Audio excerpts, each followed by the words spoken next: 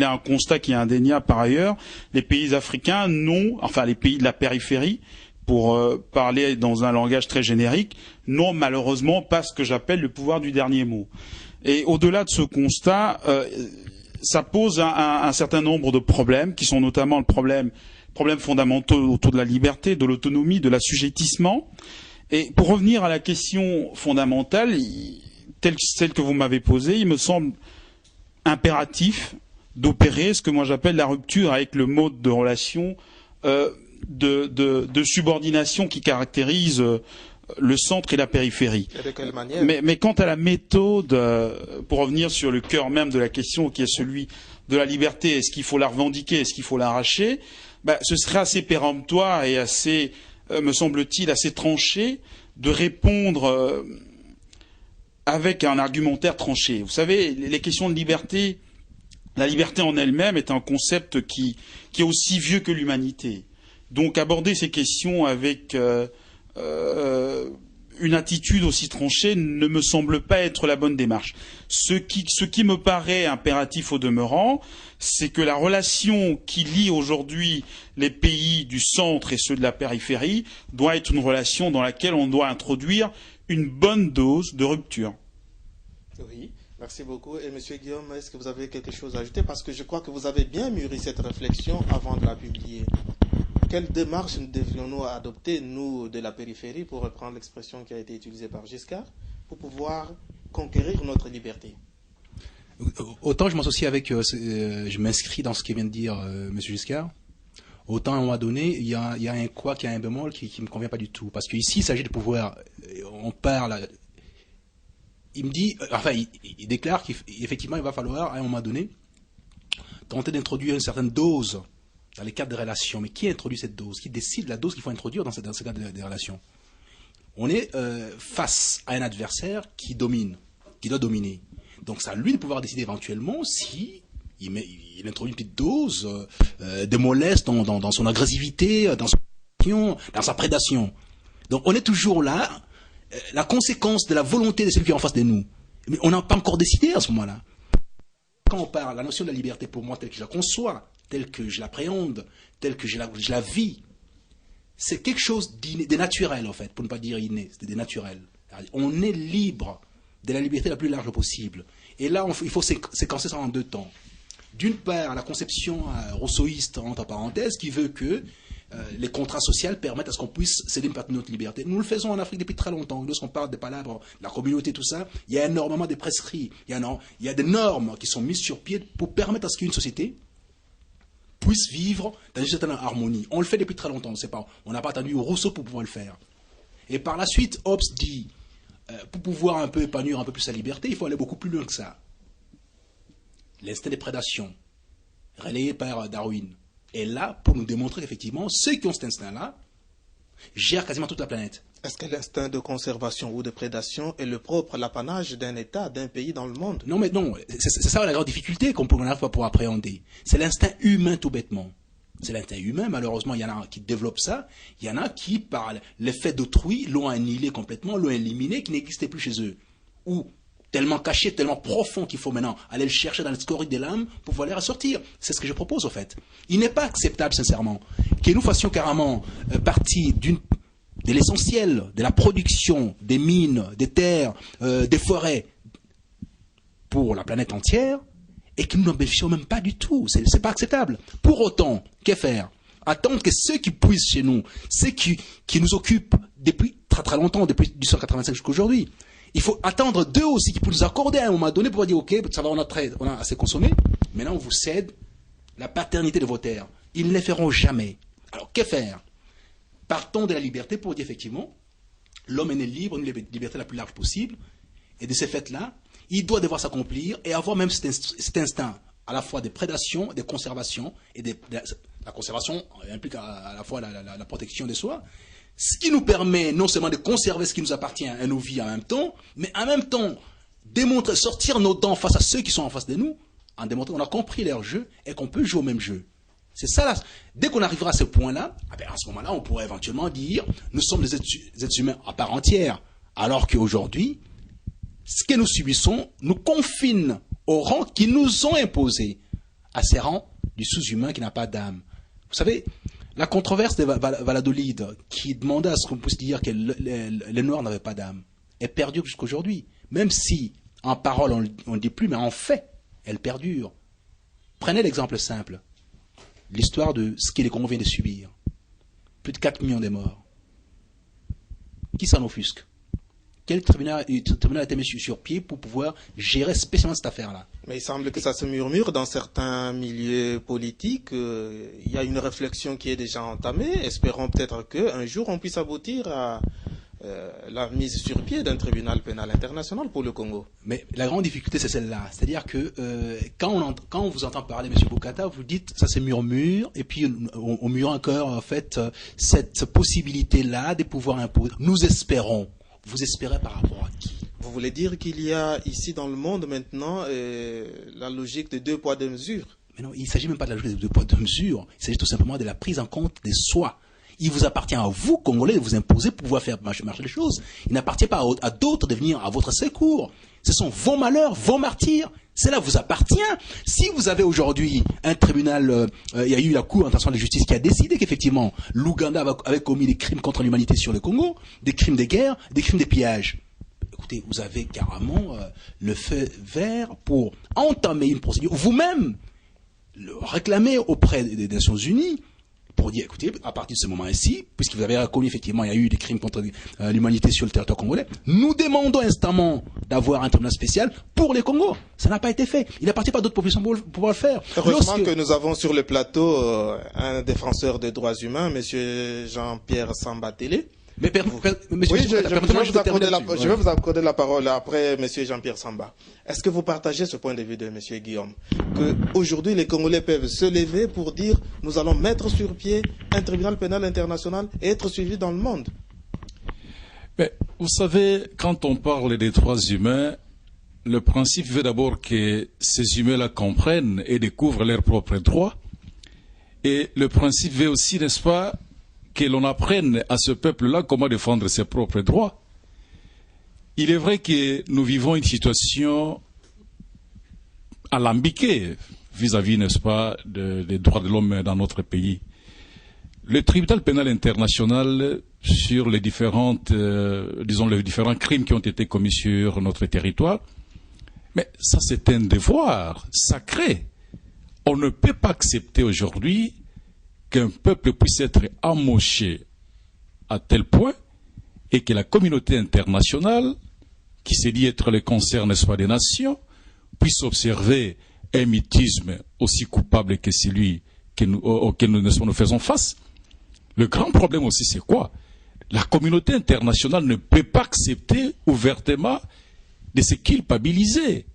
La communauté internationale fera en sorte que, suite, n'est-ce pas, à notre propre indifférence, qu'elles se disent, ben, écoutez, comme ils ne disent rien, comme ils ne font rien, autant mieux se taire aussi.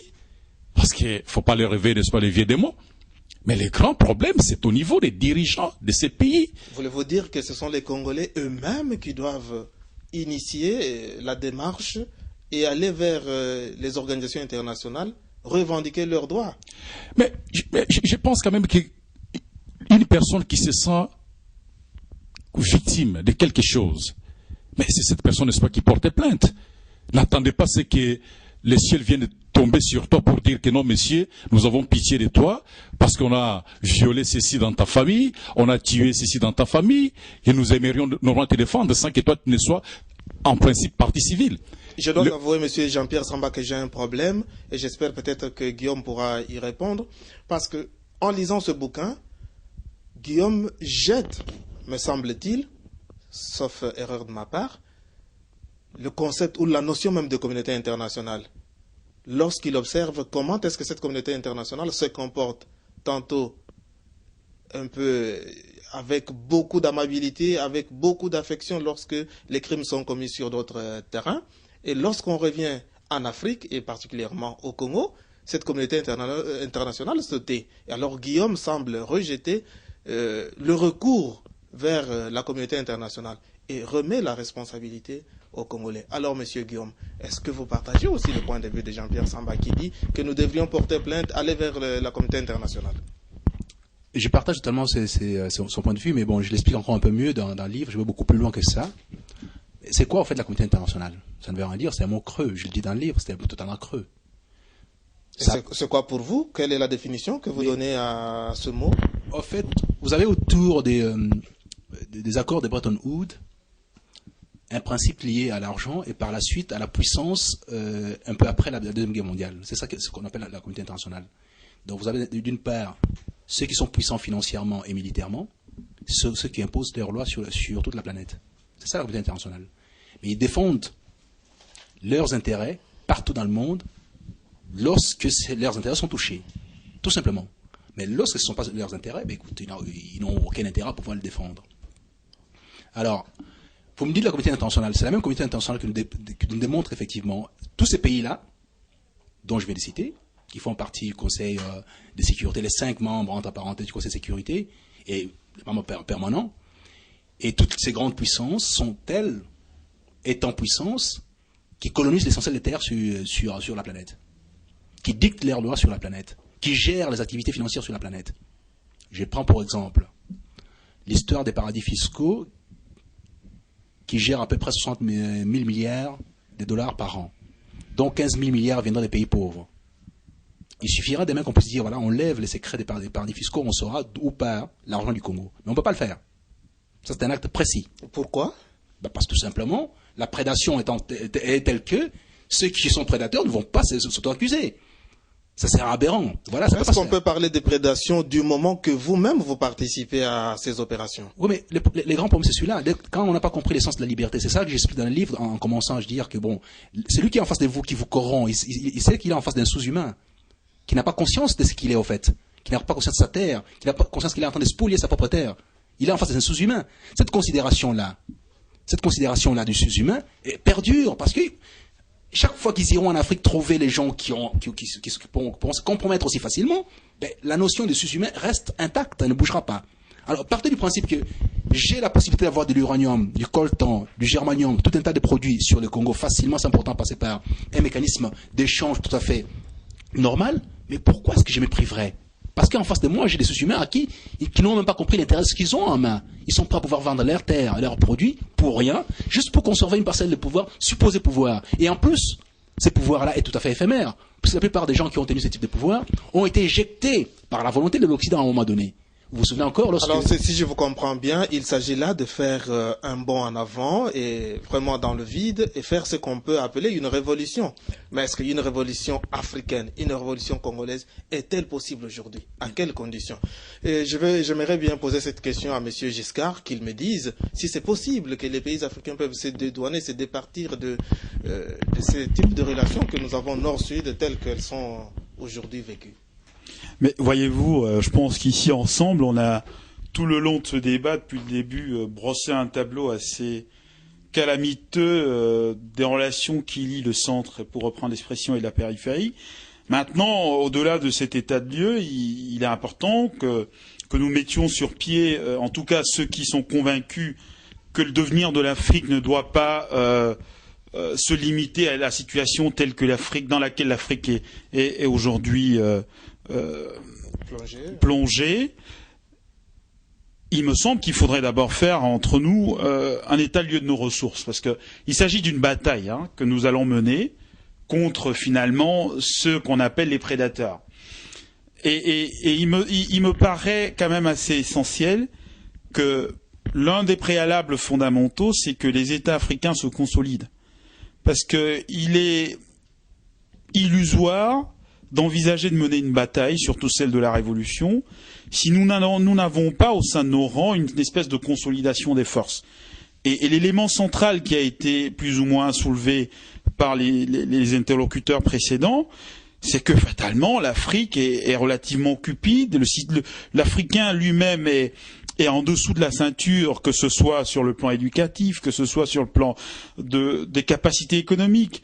Et d'ailleurs, j'entends avec beaucoup de cynisme et un discours assez dominant aujourd'hui où on nous invite à de la bonne gouvernance. Mais qu'est-ce que c'est que la bonne gouvernance quand vous savez qu'en Afrique, les gens sont payés $100 le mois?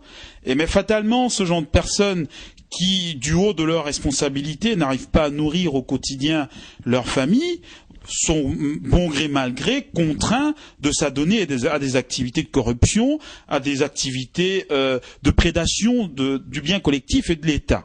Mais c'était une parenthèse. Pour revenir à la question fondamentale qui est posée, celle de comment mener la révolution, il me semble que je viens d'apporter 2 ou 3 éléments de réponse. Le premier élément de réponse, c'est qu'il faut prendre conscience qu'il s'agit d'une bataille. Il s'agit d'une bataille qu'on doit mener avec l'Occident comme adversaire. Et aujourd'hui, le constat qui est fait est que ces gens ont malheureusement, et à nos dépens, beaucoup plus de moyens que nous, dont manifestement beaucoup plus de ressources à mener la bataille.